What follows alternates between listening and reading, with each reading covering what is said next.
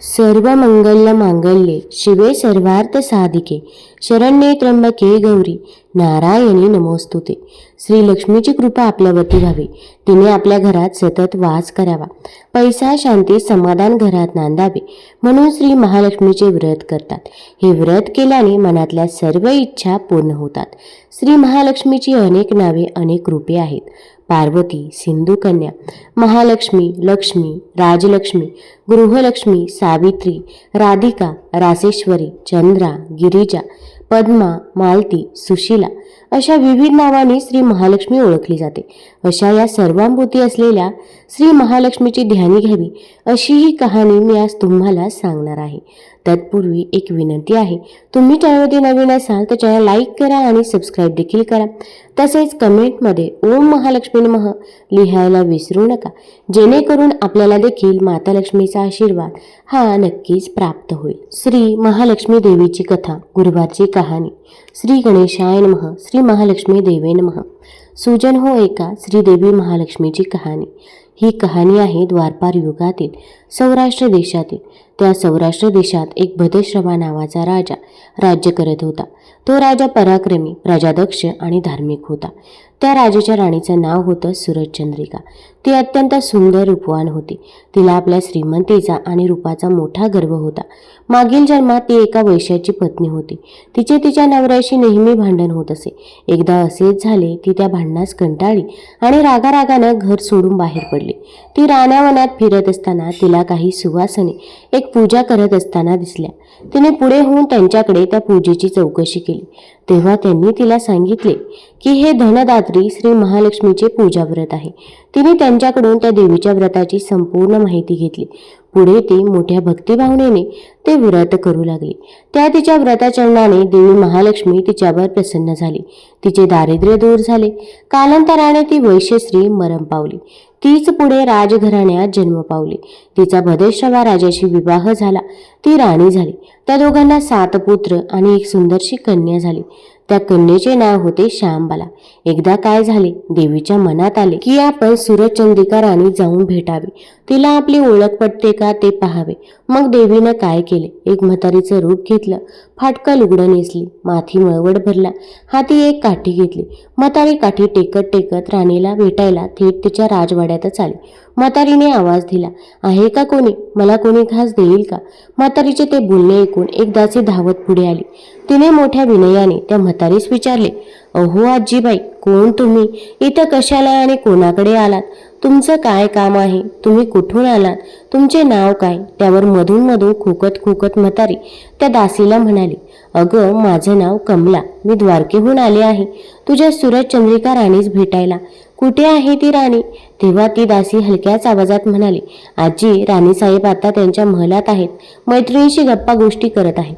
त्यांनी जर तुला इथे या अशा अवतारात पाहिले तर त्या तुला रागवतील, तुला उन्हा बोलतील, आपल्या मैत्रिणींच्या समोर तुझा अपमान करतील। त्यापेक्षा तू असं कर, आपली एका आडोशाला बस, त्यांच्या मैत्रिणी गेल्या की मी तू आल्याची वार्ता राणीसाहेबांना देते। दासीचे ते बोलणे ऐकून म्हातारीस राग आला।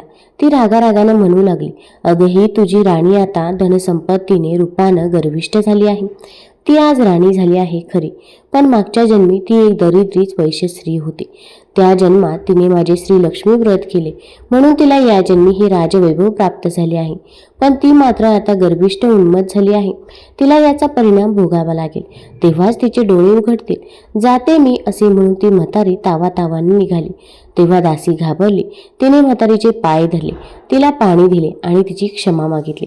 हात जोडून दासी म्हणाली, आजी, तू हे व्रत मला सांग, मी ते व्रत श्रद्धेने भक्तिभावाने अवश्य करेन। मी उठणार नाही, मारणार नाही, घेतला बसा टाकणार नाही। माझ्यावर दया कर आणि मला ते तुझे व्रत सांग। म्हातारीला त्या दासीची दया आली। म्हातारीने तिला त्या लक्ष्मी व्रताची सारी माहिती दिली। म्हातारी काठी टेकत टेकत परत निघाली। तोच भद्रश्रवा राजाची मुलगी श्यामबाला ही तिथे धावत आली। तिने दासी व म्हातारीचा संवाद ऐकला होता। ती म्हातारीचे पाय धरून तिला आपला परिचय दिला। मोठ्या विनयाने श्यामबाला देवीस म्हणाली, आजी रागवू नकोस, माझी आई चुकली, मी तिच्या वतीने क्षमा मागते। आईने जरी तुझ्या व्रताकडे पाठ फिरवली असली तरी मी तसं करणार नाही। मी घेतला बसा टाकणार नाही, व्रत मोडणार नाही। तू मला तुझ्या त्या व्रताची माहिती दे. राजकन्या श्यामबाला हिचे ते बोलणे ऐकून देवीस तिची दया आली. तिने तिला त्या मार्गशीर्ष महिन्यातील लक्ष्मी व्रताची संपूर्ण माहिती दिली आणि म्हातारी आता परतणार तोच तिथे राणी सूर्यचंद्रिकाही आली. तिने ते फाटकं तुटकं नेसलेल्या म्हातारीला आपल्या महलाशी पाहिलं. ती एकदम तिच्यावर रागावून तिला विचारू लागली, कोण ग तू थेरडे? इथं कशाला आलीस? जा इथून, नाहीतर मी तुला धक्के मारून माझ्या दारातून हकलून देईन. ते शब्द ऐकून म्हातारी संतापली. तिने रागाने आपले डोळे गरागरा फिरवले. ती तोंडातल्या तोंडात काहीतरी पुटपुटली आणि संतापानं निघून गेली. सुजनो, त्या म्हातारी रूपी देवी महालक्ष्मीने जे व्रत सांगितले ते व्रत मोठ्या भक्तिभावाने आणि श्रद्धेने केल्यामुळे ती दासी पुढे खरोखरच सुखी झाली. राजकन्या श्यामबाला हिनेही त्या व्रताचे श्रद्धेने आचरण केले. योग्य वेळी देवी महालक्ष्मीच्या कृपेने सिद्धेश्वर राजाचा पुत्र मालाधार याच्याशी तिचा विवाह झाला. ती मोठ्या राजवैभवात सुखानं राहू लागली. इकडे मात्र देवी लक्ष्मी ही त्या भद्रश्रवाच्या राजवाड्यातून अपमानित होऊन निघून गेल्याने पुढे लवकरच शत्रूंनी त्यांच्या राज्यावर चाल केली. त्यांचे राज्य बळकावले. राजा राणीस आपल्याच राज्यातून परागंदा व्हावे लागले. झालेल्या गोष्टीचे राजा भद्रश्रवास खूप वाईट वाटले. राणी सूर्यचंद्रिकेसही आपण केलेल्या कृतीचा आता पस्तावा होऊ लागला. एकेकाच्या राजवैभवात असलेल्या राजा राणीस आता रानावनात भुकेल्या पोटी फिरण्याचे दिवस आले. असाच काही काळ गेला. एक दिवस राजा भद्रश्रवाच्या मनात आपल्या लेकीस भेटण्याची तीव्र इच्छा झाली. तो एकटाच पायी चालत चालत तिच्या नगरीत आला. दमला भागलेला राजा नदीकाठी विश्रांतीसाठी विसावला. राणीच्या एका दासीने त्यास पाहिले. त्याच्या आगमनाची वार्ता राजवाड्यात दिली. मालाधार जावयाने त्वरित सासऱ्यास सन्मानाने आणण्यासाठी रथ पाठवला. राजाचे स्वागत करून त्यास वस्त्र अलंकार भूषणे दिले.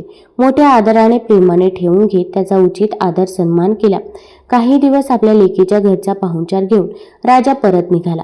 तेव्हा मालाधाराने त्यास हंडा भरून दहन दिले. लेकीने पित्यास भरल्या गळ्याने निरोप दिला. भद्रश्रवा राजास तो तसा हंडा घेऊन आलेला पाहून राणी सूर्यचंद्रिका हिला मोठा आनंद झाला. तिने घाईघाईने त्या हंड्यावरचे झाकण दूर केले आणि आत पाहिले तर काय, आत दहन नव्हते तर ते दहनाचे झालेले कोळसे होते. ते पाहून राजास मोठे आश्चर्य वाटले. राणी सूर्यचंद्रिकेची मात्र खात्री झाली की त्या देवीची अजूनही आपल्यावर झालेल्या अवकृपेची, तिच्या शापाचीच ही परिणिती आहे. पण करणार तरी काय? राणी सूर्यचंद्रिकेस आपल्या फुटक्या नशिबावरच हात मारून घेण्याशिवाय उपाय उरला नव्हता. राजा भद्रश्रवा आणि राणी सूर्यचंद्रिका यांच्या मागचे दारिद्र्य काही सरत नव्हते. एक दिवस आईच्या मनात लेकीस भेटण्याची इच्छा झाली. तिच्याही आगमनाची वार्ता ही अशीच एका दासीकडून मिळताच लेक आणि जावयांनी तिला मोठ्या आदराने सन्मानाने महलात आणले. ती जेव्हा लेकीकडे आले तेव्हा श्री लक्ष्मी व्रताचरणाच्या प्रभावाने सुख सोक्यात असलेल्या आपल्या लेकीस पाहून तिला मोठा आनंद झाला, समाधान झाले. लेकीने आईस न्हाऊ माकू घातले. तिला नूतन वस्त्र अलंकार दिले, सुग्रास भोजन दिले. दुपारची वेळ झाली. श्यामबालेने देवी महालक्ष्मीची पूजा आरती नैवेद्य केला आणि तिने आईस भोजनास बोलवले. पण त्यावेळी राणी सूर्यचंद्रिका म्हणाली, श्यामबाले, तू माझे डोळे उघडलेस. आज तुझ्या श्री महालक्ष्मी व्रताचा हा पहिला गुरुवार आहे. मी तुझी पूजा पाहिली, आरती ऐकली. आता आज मीही उपवास करणार आणि माझा सुटलेला मोडलेला लक्ष्मी व्रताचा वसा पुन्हा जोडणार. आता ते शब्द ऐकून श्यामबालेस तर फार मोठा आनंद झाला. महिनाभर तिथेच लेकीकडे राहूनच राणीनेही देवी लक्ष्मीची क्षमा मागून तो लक्ष्मी व्रताचा वसा पूर्ण केला. आणि एक दिवस सर्वांचा निरोप घेऊन राणी सूर्यचंद्रिका आपल्या घराकडे परत येण्यास निघाली. तेव्हा लेक आईस पोचवायला तिच्यासोबत माहेरी आली. 4 दिवस माहेरी राहून सासरी परत आलेल्या श्यामबालेस जेव्हा तिच्या पतीने तू माहेरून काय आणलं असं विचारलं तेव्हा तिने सोबत आणलेल्या मिठाचा हंडा दाखवला. त्यावर मालाधर तिला म्हणाला, अगं वेडे, मीठ कशाला आणले? इथे आपल्या राज्यात ही खूप मीठ आहेच की. त्यावर हो ना, पण हे माझ्या माहेरचं मीठ आहे. मीठ हे जीवनाचं अमृत आहे. त्याने अन्नाला एक सुंदर गोडीही येते. मीठ सेवकाला धन्याशी इमान राखायला शिकवते, असं श्यामबाला म्हणाले. मालाधराने तिच्या बोलण्यातील खोच ओळखली. आता मालाधर ही त्या मिठाचा विचार करू लागला आणि असा विचार करत असताना एकाएकी मालाधर कसल्याशा निश्चयाने उठला. त्याने तातडीने भद्रश्रवास आपल्याकडे बोलावून घेतले. एकांतात त्याच्याशी कसलीशी बोलणी केली आणि सैनिकांच्या हातावर मीठ देऊन त्यांना प्राणपणाने लढण्याचे आदेश दिले. मालाधराने ज्या शत्रूंनी भद्रश्रवाचे राज्य बळकावले होते त्याच्यावरती तीव्र हल्ला केला. प्रचंड युद्ध केले. सैनिकांनी मिठाचे इमान राखत पराक्रमाची शर्त केली. भद्रश्रवाचे राज्य सोडवून ते परत मिळवले. मालाधर आणि श्यामबाला यांनाही वार्ता मिळताच त्यांनाही मोठा आनंद झाला. मालाधाराने ते भद्रश्रवास परत दिले. ज्या दिवशी भद्रश्रवास त्याचे गेलेले राज्य परत मिळाले तो मार्गशीर्ष महिन्याचा शेवटचा गुरुवार होता.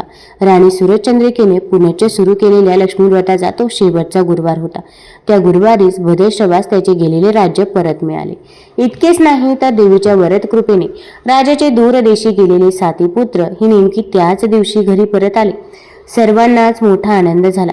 सर्वांनी तो सुखाचा दिवस परत दाखवणाऱ्या देवी महालक्ष्मीचे मनोमन कृतज्ञतापूर्वक आभार मानले. तिच्या नावाचा जय जयकार केला. सुजन हो, या श्री महालक्ष्मी व्रताचा महिमा हा असा आहे.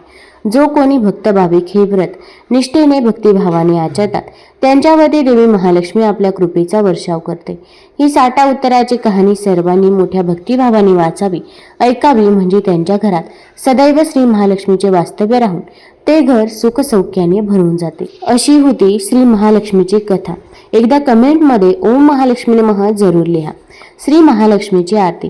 जय देवी जय देवी जय महालक्ष्मी, वसी व्यापक रूपे तू स्थूल लक्ष्मी, करवीर पूर्वासिनी सुरवर मुनी माता, पुरहर वरदायिनी मुरहर प्रियकांता, कमला करे जठरी जन्मविला दाता, सहस्रवदनी भूधर पुरे गुणगाता.